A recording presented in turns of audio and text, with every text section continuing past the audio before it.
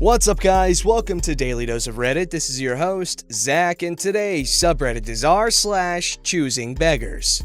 Alright, first story up is called Fake Ghosting Friend Who Needs a Friend Only When She Needs Something. I had a so-called friend who only called or showed up every few months. Keep in mind, I knew that she only messaged me when she needed something. For the most part, I did nothing for her, so it did not bother me. This time, she called with a, "Hi, have you forgotten me? You have not said hi in a while and I wanted to see how you were doing." I replied with, "Hey, same here. I haven't heard from you in a few months. How's the new apartment and living with your boyfriend finally?" She said all was swell and that they were getting along fine. She asked if she could hang out since she needed a break from her boyfriend, and since I live alone and have 3 empty bedrooms, I could make some room for her. Ha ha ha ha. I asked her, does your boyfriend know that you're coming? And I don't feel comfortable with you staying at the house. I don't want to cause issues with your boyfriend. She said it was alright and that her boyfriend was working and knows that she hangs out with friends and family. She spent the weekend, ate my food, did her laundry, and then the reason of her visit came out. She told me that she was looking for a car and that she needed help from me to find it. I am car savvy, but not a mechanic by any means. I said I would look for something similar to see what she was looking for. After a week, she said that she found the perfect one and sent me the info. I said,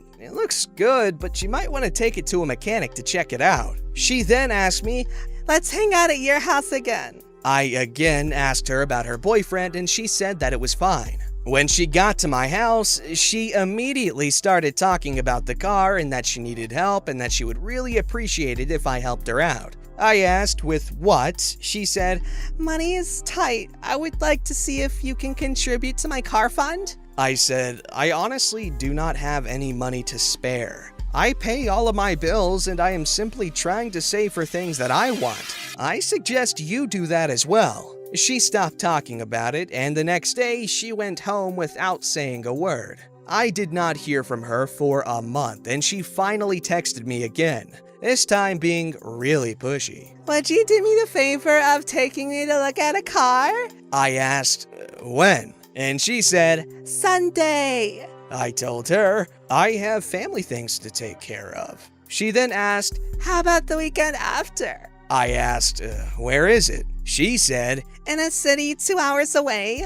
Drive to take me there and look at the car. Make sure that it is good to buy and then I would buy it." I told her, "That's too far. That would mean I would lose my whole Sunday, my only day off, to take care of things at my home." I asked her, "Why doesn't your boyfriend go with you?" She said, "He uses Sundays to clean the apartment, wash clothes, and shop for food." By then, I really got the picture. I replied, "Well, so do I. I have not felt comfortable with you staying at my house and now want me to drive 2 hours each way to help you with a car. That is boyfriend territory. Ask your boyfriend to do those things with you." She then said, "I showed my mom and brother and sister what you said. They all think it was kind of messed up that you as a friend won't help when you are my friend who specializes in cars and I rely on my friends.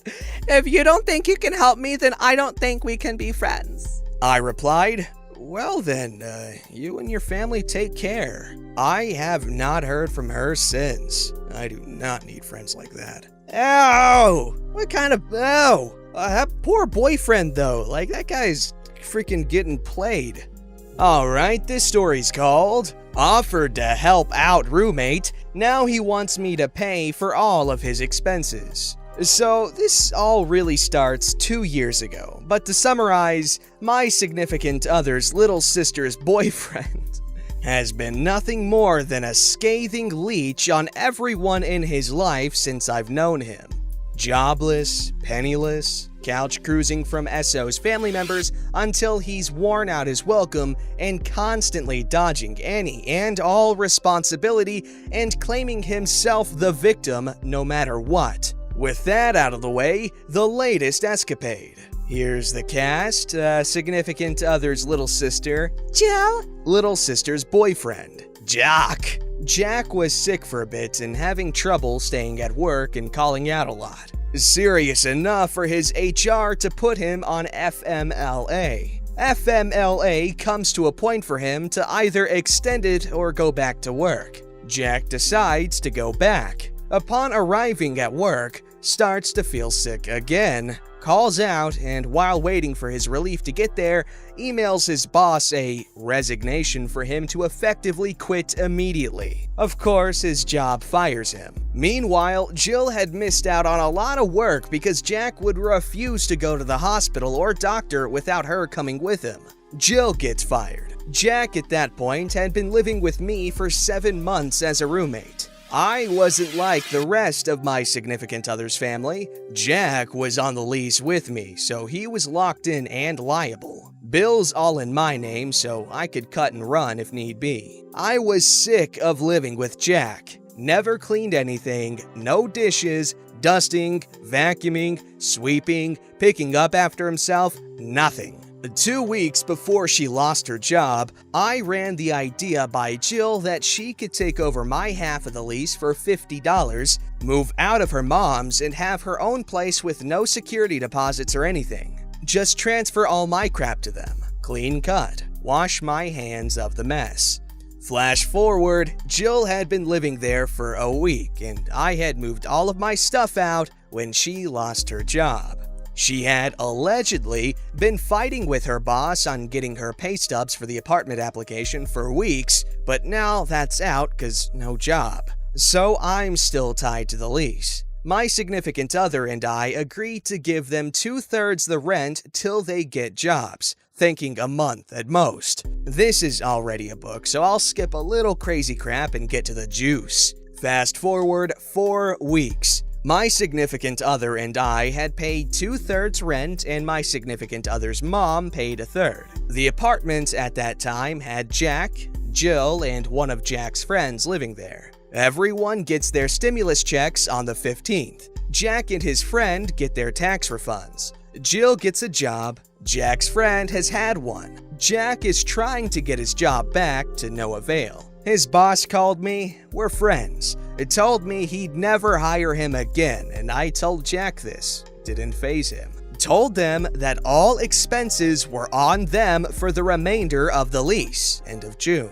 I told all 3 of them. Significant other tells Jack and Jill. Significant other's mom tells Jack and Jill. Flash forward to yesterday. My significant other and I have been out of our old apartment for over 2 months. We've been living at significant other's mom's house to save up money to move out of state. It's been amazing being more or less on our own and away from all the drama. I have been asking Jack about bill money, seeing that they are now in my name and due date is coming up. No response. Jack and Jill show up to the house to grab some of Jill's stuff she left behind. Jack walks up to me working in the garage and asks, "Have you paid your half of the rent yet?" What? We told you 4 weeks ago that it was on you. Damn, we are screwed.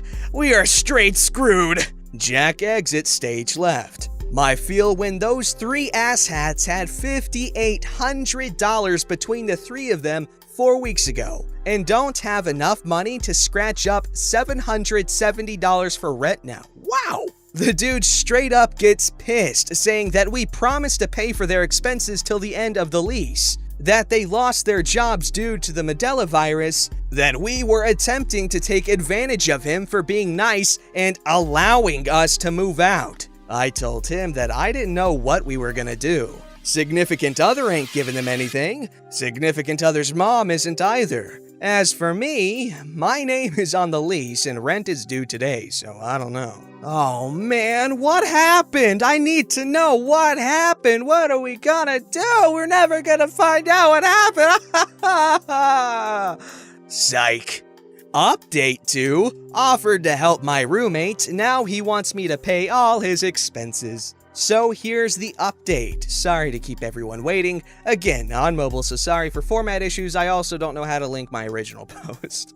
After posting this, I decided to cut off the internet. Jack had been texting me that day trying to tell me and my significant other that any and all discussions of the apartment should go through him and no one else. You know, the only person not paying to be there. He had messaged me for over an hour, leaving me on read. Within 5 minutes of me getting off the phone with the internet company, he texts me asking if I had paid the internet, when it's due, and how to reset the router. My significant other called and asked if I had cut off the internet, and I said yes. Significant other was getting food with their mom for Jill. They get back to the apartment to drop off said food, and Jill asks them if I had cut it off, and significant other said yes, and all three of them were laughing. Jill saying, "Hopefully this will be a wake-up call." She could not have been further from the truth. I never messaged him back and turned off the message notifications so he couldn't see if I read them or not. He blew up my phone. 7 missed calls and multiple messages saying, "I thought we would be civil. That's some petty-ass crap, bro." I waited a bit and told him that if he couldn't afford rent, he didn't need internet and that he had no control over my actions. Him saying, "I don't need the electricity being arbitrarily turned off based on a decision made entirely on your own." I don't know where he comes up with this crap. Without any notice or sense of decency in discussing with or even notifying us. Like, really, dude? Am I breaking the Geneva Convention by taking away your video, James? I'm not mad that you turned off the internet. It's that you did it without saying anything. And maybe I'm in the wrong in saying this, but I feel like you avoided even talking about it with me even afterwards. I responded with, "The sense of decency has been entirely absent during this entire process. Breaking the lease is an option. I'm looking at all options that remove my involvement from the apartment. I'm saying that I want out. You don't have control over whether the electricity stays on or not. I'm telling you that it will stay off until my name is off the lease. And I don't feel the same. I don't think you have tried your best, and that everything that I have done has been in my best interest to do so. I absolutely avoided you after disconnecting the internet. I know that you and Jack's friend both were extremely upset, so I gave you time to calm down." This is all snippets of a 5-hour-long conversation, but he went on to talk about human decency and respect. I told him I was fed up, and he got super defensive saying, "Fed up about what exactly? Me being sick and in incredible pain? Also, Jill was still paying a third until she lost her job. And what would have been better, potentially paying $1,000 in a lease break while also paying for 2/3 so you don't have an eviction notice in an apartment you don't even live in, or being responsible for 3/3 rent until July?" Apparently, we can add math to the list of things he cannot do. I responded with, "You mean you going to the hospital multiple times a week begging for pain meds and then checking yourself out when they outright refuse? The 20+ showers a day? The constant noise of dry heaving and screaming? Yeah, I was fed up with that. I understand and know that you were in genuine pain, but that takes a toll on everyone, not just you. If I knew that it would take you more than 2 months to get a job, I would have broken it when I moved out. Pay between $756 to $1,256 and be done. If I had stayed, it would have been $3,800 before bills, or what you were expecting, where we pay 2/3 until the end of the lease. That's $2,560 plus whatever you can't cover. The cheapest route was and still is breaking the lease, but that would be inhumane. 1. I have already told you that I was exploring any and every possible avenue for getting my name off of the lease. 2. You didn't and don't need to know about it. 3. It only takes one signature from one resident to break it. I feel like that you've been acting like this is affecting others and that you don't care. Between you, Jill, and Jack's friend, you had at minimum $2,400 3 weeks ago, and 2 of you have jobs. How did you all spend more than $2,000 in less than a month?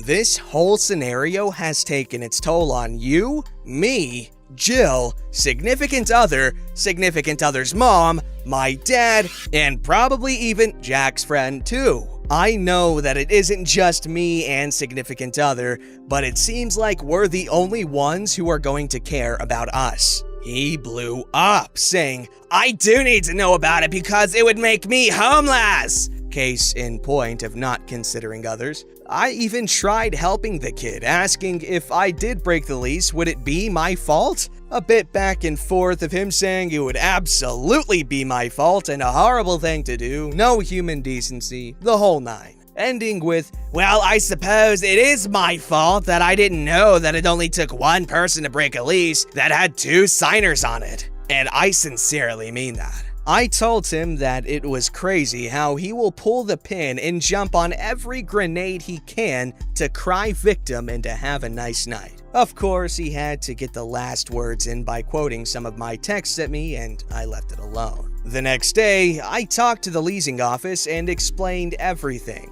The night before, they had $500 to put towards rent, but now only had $320.